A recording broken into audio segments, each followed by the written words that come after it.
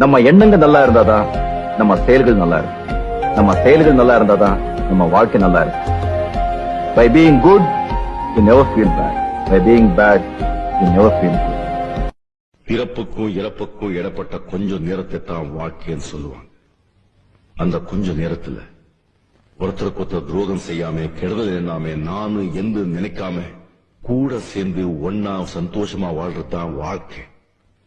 அப்படி வாழ்றவன் தான் உண்மையான மனுஷன்.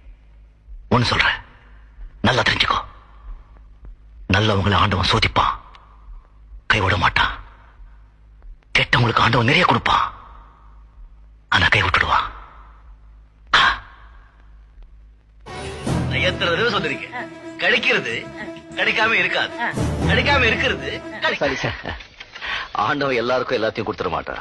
ஏதாவது ஒரு குறை வைக்கிறான். குறைய வைக்கலன்னா நம்ம ஆண்டவனே மறந்துடும். சித்தப்பா, வாழ்க்கையில ஒண்ணு மட்டும் ஞாபகம் வச்சுங்க, கஷ்டப்படாம எதுவும் கிடைக்காது. கஷ்டப்படாம கிடைக்கிறது என்னைக்குமே நிலைக்காது. உலகத்திலேயே சிறந்த மருந்து எது தெரியுமா? சாப்பாடுதான். அளவா சாப்பிட்டா மருந்து, அளவுக்கு மீறி சாப்பிட்டா விஷம். கண்ணா, பண்ணிங்க தான் கூட்டமா வரும்.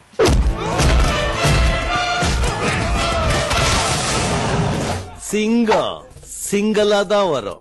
நிம்மதிக்கும் சந்தோஷத்துக்கும் நிறைய வித்தியாசம் இருக்கு. சந்தோஷங்கிறது வந்துட்டு வந்துட்டு போறது, நிலையா நிக்காது. நிம்மதிங்கிறது நிலையா நிக்கும்.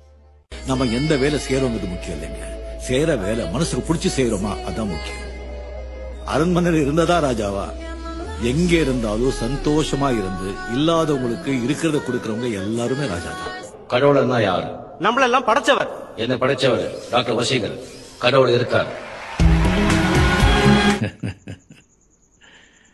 ரொம்ப தூரம் போயிட்டேன், ஃபுல்லா முடிச்சிட்டு தான் திரும்பி வர முடியும்.